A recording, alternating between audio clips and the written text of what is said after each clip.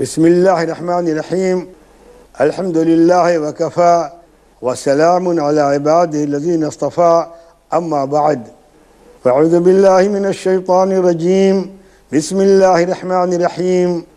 ربنا وابعث فيهم رسولا منهم يتلو عليهم آياتك ويعلمهم الكتاب والحكمة ويزكيهم إنك أنت العزيز الحكيم. معزز ناظرین، سامعین، خواتین حضرات، یہ وہی آیت ہے جو میں نے اپنے پہلے لیکچر میں آپ کے سامنے رکھی تھی، اور میں نے آپ سے یہ کہا تھا کہ اگر موقع ملا تو میں تربیت کے موضوع پہ اپنی بات آگے بڑھاؤں گا۔ اس بات کو ذہن میں آپ رکھیں کہ علم کا تعلق انسان کی ذہنی اور فکری صلاحیتوں سے ہے، اور تربیت کا تعلق انسان کی جسمانی اور عملی صلاحیتوں سے ہے۔ انسان دماغ سے سوچتا ہے، دل سے یقین پیدا کرتا ہے، اور اس کے اظہار کے لیے ہاتھ و پاؤں کا استعمال کرتا ہے، جسم کا استعمال کرتا ہے۔ اسلام اپنے ماننے والوں سے اس کا مطالبہ کرتا ہے کہ ان کے ہاتھ، ان کے پاؤں، ان کی آنکھ، ان کی زبان، یہ سب کسی کو نقصان نہ پہنچائیں کم از کم، جبکہ اس کا مطالبہ یہ ہے کہ اس لیے دی گئی ہیں کہ دوسروں کو اس سے فائدہ پہنچایا جائے۔ اسلام ایسے مسلمان کو پسند کرتا ہے جو دوسروں کے لیے فائدہ مند ہو، ایسے علم کو پسند کرتا ہے جو لوگوں کو فائدہ پہنچائے۔ اللہ کے رسول صلی اللہ علیہ وسلم نے جب علم کے لیے دعا مانگی تو فرمایا اللہم انی اسألک علما نافعا، اے اللہ میں تجھ سے مانگتا ہوں وہ علم جو فائدہ پہنچانے والا ہو۔ آپ نے پناہ مانگی ایسے علم سے جو فائدہ نہ پہنچائے، فرمایا وَأَعُوذُ بِكَ مِنْ عِلْمٍ لَا يَنْفَعُ، اے اللہ میں تیری پناہ مانگتا ہوں ایسے علم سے جو فائدہ نہ پہنچائے۔ محض معلومات کو جمع کر لینا، علم کو حاصل کر لینا اور پھر اپنے تئیں عالم ہو کر کے بیٹھ جانا، یہ اسلام کی نگاہ میں پسندیدہ نہیں ہے۔ اقبال نے بڑے مزے کی بات اپنے ایک مصرے میں کہی، فقیہ شہر قاروں ہے لغت ہائے حجازی کا۔ عربی زبان کا جاننا اور لفظوں کو یاد کر لینا اور ڈکشنری تیار کر لینا بغیر نافعیت کے اقبال کے ہاں اس کو قارون کہا گیا ہے۔ فقیہ شہر قاروں ہے لغت ہائے حجازی کا۔ یہ اسلام کی نگاہ میں پسندیدہ ہے، محبوب ہے اور محمود ہے۔ آپ صلی اللہ علیہ وسلم نے انسانوں کو فائدہ پہنچانے کا یہاں تک شعور پیدا کیا، فرمایا کہ راستے میں اگر کوئی ایسی چیز ہے کہ جس سے انسانوں کو، گزرنے والوں کو تکلیف ہوتی ہے، تو اس چیز کو جو ہٹائے گا اس کا یہ عمل صدقہ ہوگا۔ سایہ دار درخت کو کاٹنے سے منع فرمایا، اس کی شاخوں کو چھلو مت، پتیوں کو توڑو مت، سایہ دار درخت کو ہٹاؤ مت، کاٹو مت۔ سایہ دار درخت کے نیچے گندگی کرنے سے منع کر دیا کہ لوگ آئیں گے، یہاں بیٹھیں گے، آرام حاصل کریں گے۔ وہ پانی جہاں لوگ استعمال کے لیے آتے ہو، پانی استعمال کرتے ہو، ندی ہو، چشمہ ہو، کنواں ہو، وہاں پہ کسی بھی طرح کی گندگی کو منع فرمایا اور تاکید فرمائی کہ ان جگہوں کو پاک و صاف رکھو، لوگ آئیں گے، یہاں سے فائدہ اٹھائیں گے۔ نگاہوں کے بارے میں فرمایا کہ نگاہیں نیچی رکھو۔ انگلیوں، ہاتھوں کے بارے میں فرمایا کہ ایسی چیزوں کو پکڑو جو حلال ہو، جائز ہو، ایسی جگہوں کو دیکھو جو حلال ہو، جائز ہو۔ پاؤں کے استعمال کو بتایا کہ ایسی جگہوں پہ جاؤ جو حلال ہو اور جائز ہو، ناجائز نہ ہو۔ آپ صلی اللہ علیہ وسلم نے جو پابندیاں آئی تھیں انسانوں کے اوپر، وہ حقیقت میں پابندیاں نہیں ہیں، وہ انسانوں کے حسن میں، اس کی فکری ذہنی صلاحیتوں میں اضافہ ہے، اسی لیے اس کو تربیت کا نام دیا گیا ہے۔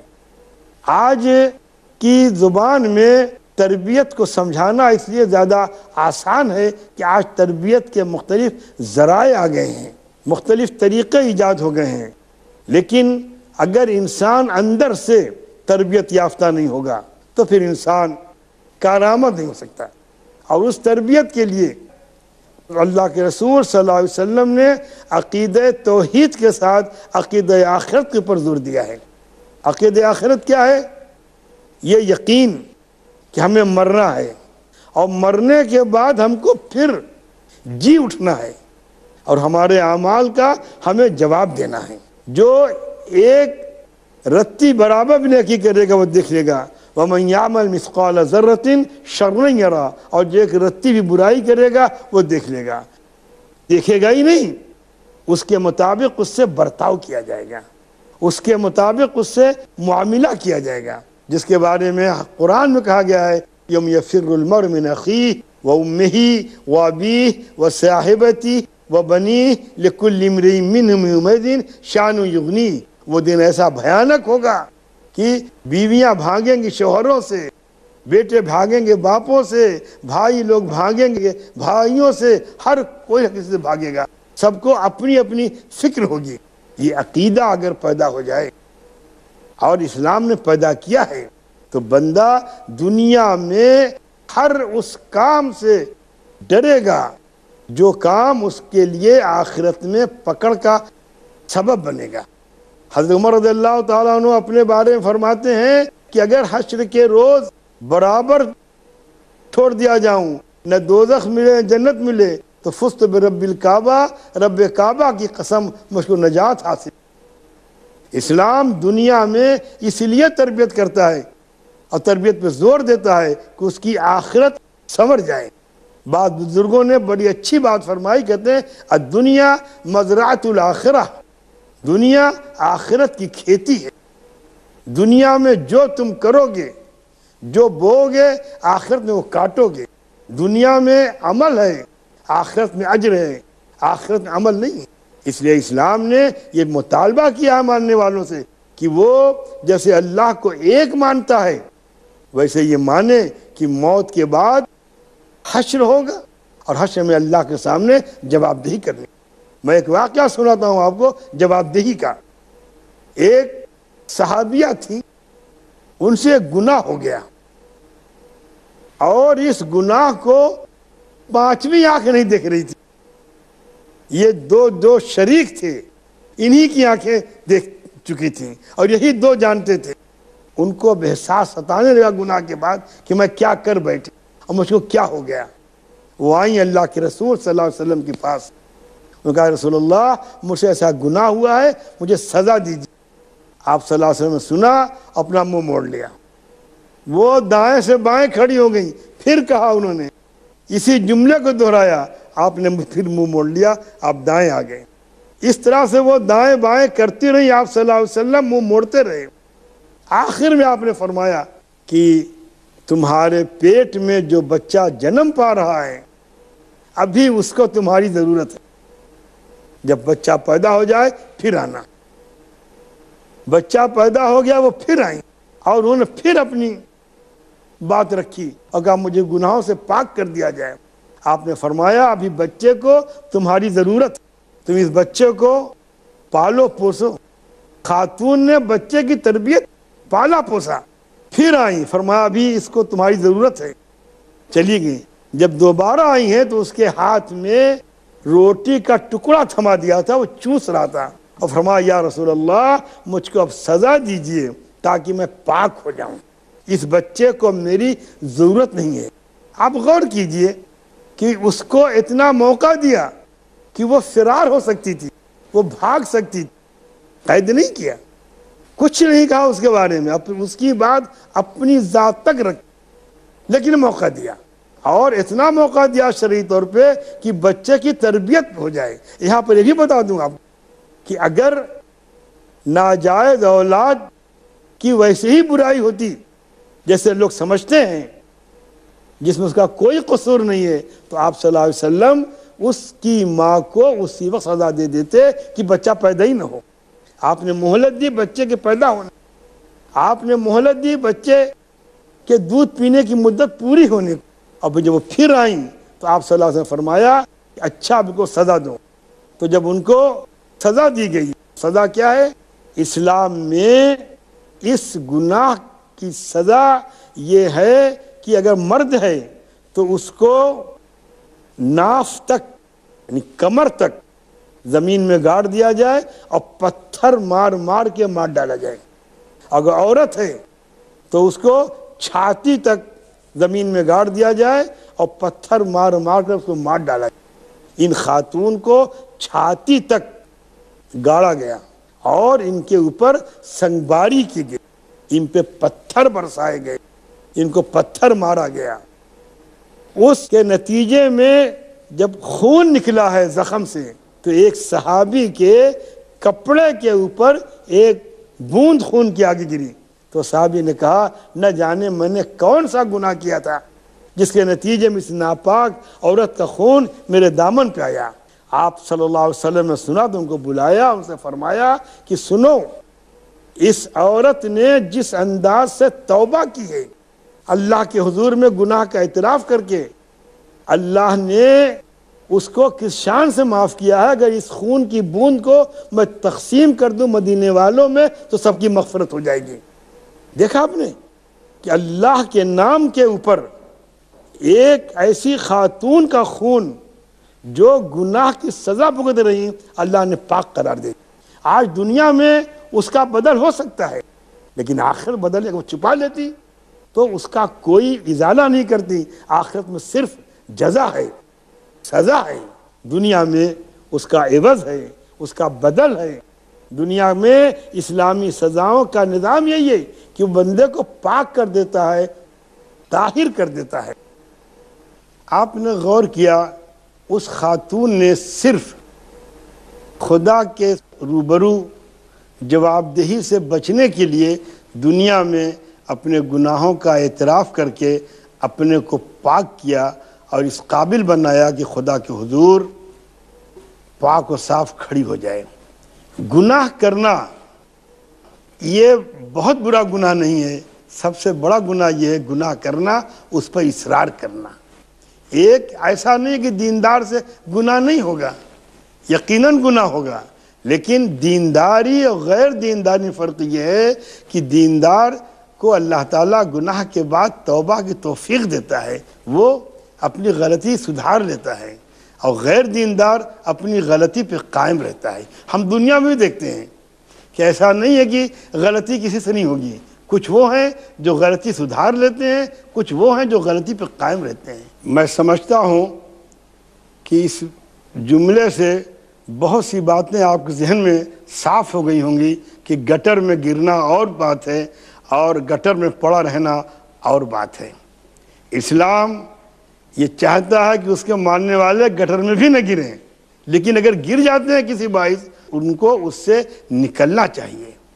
برائیوں میں کے قریب نہ جائیں، لیکن اگر برائیاں مبتلا ہو جائیں تو پھر ان کے لیے توبہ رکھی گئی ہے. اسلام میں توبہ کا ایک بڑا عجیب و غریب نظام ہے. اس موضوع پر بڑی کتابیں لکھی گئی ہیں، بڑی حدیثیں ہیں. میں آپ کو بتاؤں کہ اللہ کے رسول صلی اللہ علیہ وسلم فرماتے ہیں کہ اس امت کو اللہ کی طرف سے جو نعمتیں ملی ہیں ان میں ایک بڑی نعمت توبہ ہے. قرآن میں وَتُوبُوا إِلَى اللَّهِ جَمِيعًا أَيُّهَا الْمُؤْمِنُونَ لَعَلَّكُمْ تُفْلِحُونَ.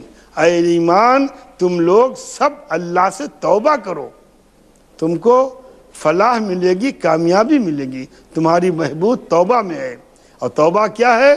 اپنی گناہوں پہ پشیمانی، اپنی غلطیوں پہ شرمندگی، اپنے کیے پہ پچھتاوا، اور یہ عہد کرنا کہ آئندہ ہم ایسا نہیں کریں گے. امیر مینائی نے بڑی اچھی بات کہی، کہتے ہیں پھر اس کی شان کریمی کے حوصلے دیکھے گناہگار یہ کہہ دے گناہگار ہوں میں. اللہ کے سامنے جا کر کے کہہ دینا اے اللہ ہم گناہگار ہیں، ہم توبہ کرتے ہیں، ہم تائب ہوتے ہیں. حدیثوں میں آتا ہے کہ بندہ توبہ کے بعد ایسا ہی ہو جاتا ہے گویا کہ آج ہی وہ اپنی ماں کے پیٹ سے نکل کر کے دنیا میں آیا ہے. وہ اتنا پاک اور صاف ہوتا ہے. انسان کا عجیب نظام ہے، انسان کی عجیب زندگی ہے، انسان کی عجیب سوچ ہے. یہ انسان اگر صحیح راہ پہ چلے تو فرشتوں کے لیے قابل احترام، اور اگر اپنی راہ بدل دے تو شیطان بھی انسان سے توبہ مانگے. اللہ تعالیٰ نے اپنے نبی کے ذریعے انسانوں کی تربیت کا مکمل نظام رکھا ہے، اور اس میں اصل چیز نفس کو بنایا ہے۔ وَنَفْسٍ وَمَا سَوَّاهَا فَأَلْهَمَهَا فُجُورَهَا وَتَقْوَاهَا، یہ نفس ہے جو انسان کو برائیوں پہ آمادہ کرتا ہے، جو کہتا ہے کہ برائیاں کرو۔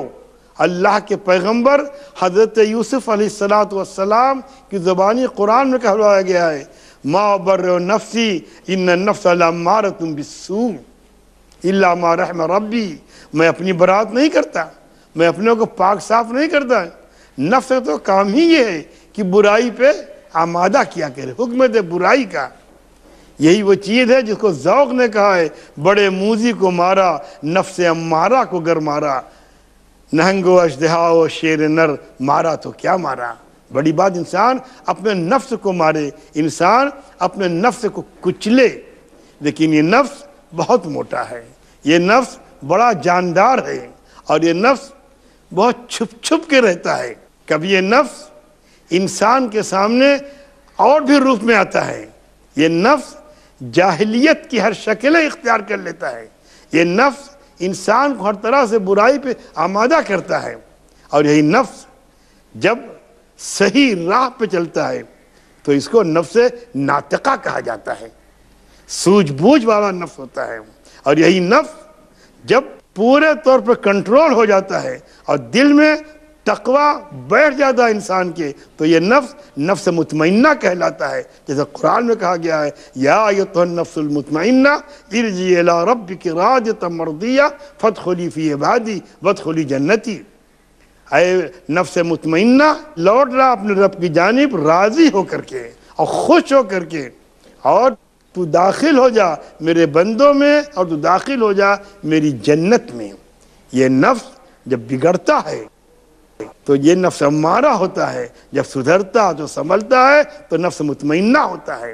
اور یہی وہ نفس ہے جس کے بارے میں کہا گیا ہے کہ جب انسان برائیوں پہ آمادہ ہوتا ہے، برائیاں کرتا ہے، تو اس کے دل پہ ایک سیاہ نقطہ آ جاتا ہے۔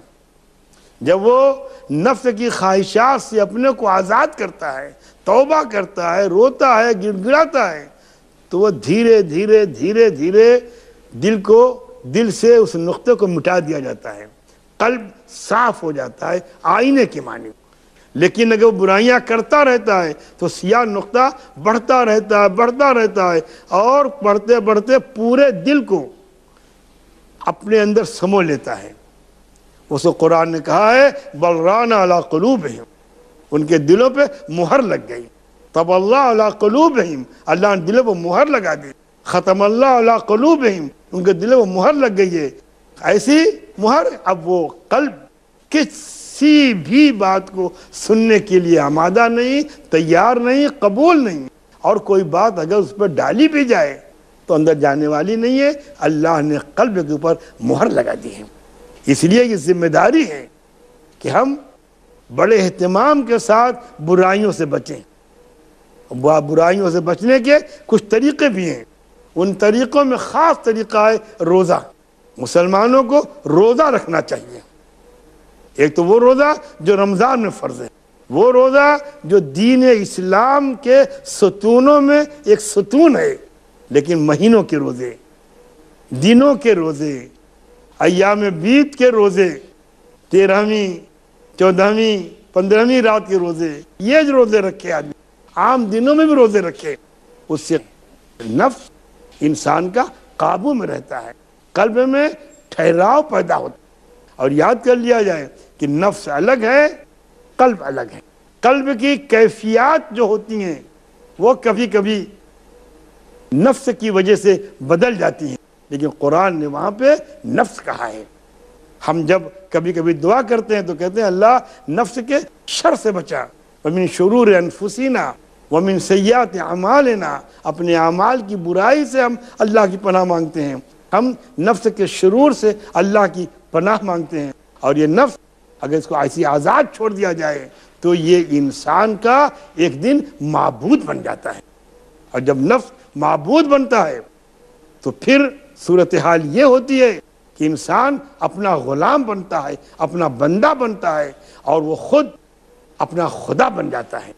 آج دنیا کے ہی حال ہے، آج ہم جس معاشرے میں جی رہے ہیں وہ معاشرہ خدا بن چکا ہے۔ آج ہم معاشرے کی پرستش کر رہے ہیں، ہم خدا کی پرستش نہیں کرتے کہنے کے باوجود ہر وہ بات ہم عمل کرتے ہیں جو ہمارا نفس کہتا ہے۔ اب میں سمجھتا ہوں کہ شریعت اسلامیہ اور دین اسلام اور تعلیمات محمدی صلی اللہ علیہ وسلم کا یہ سب سے بڑا مطالبہ ہے کہ نفس کو اس کی برائیوں سے روکا جائے اور نفس کو صحیح سمت سفر دیا جائے اور نفس کو اس کی منزل دکھائی جائے اور قلب کے اندر تقوی پیدا کیا۔